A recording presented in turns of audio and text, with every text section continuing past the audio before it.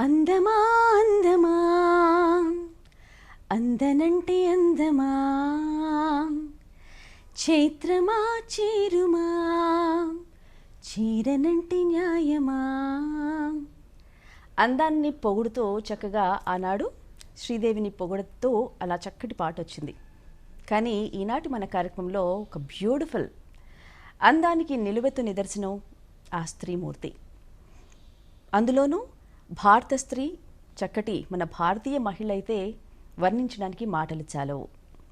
ముఖ్యంగా ఆడవాళ్లలో ఆ పట్టుదల, ఆ తెగువ, ఆ కష్టపడే తత్వం ముఖ్యంగా ఎక్కువగా ఉంటుందని చెప్పాలి.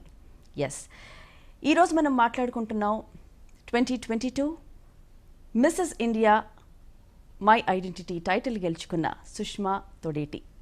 తను నాతో ఉన్నారు. తన జర్నీ అంతా మనతో పంచుకోవడానికి సిద్ధంగా ఉన్నారు. తనతో మాట్లాడిద్దామా? హలో సుష్మా గారు. నమస్తే. Congratulations. Thank you so much. You made Telangana and India proud. Thank you. So నిజానికి ఒకప్పుడు ఆడపిల్లలుగా పుట్టడం అంటే కొంచెం ఇబ్బందిగా ఫీల్ అయ్యేవాళ్ళు. కానీ ఇప్పుడు ఆడపిల్లలే కావాలనుకుంటున్నారు.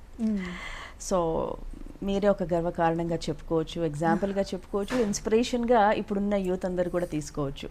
సో మిస్సెస్ ఇండియా అనేది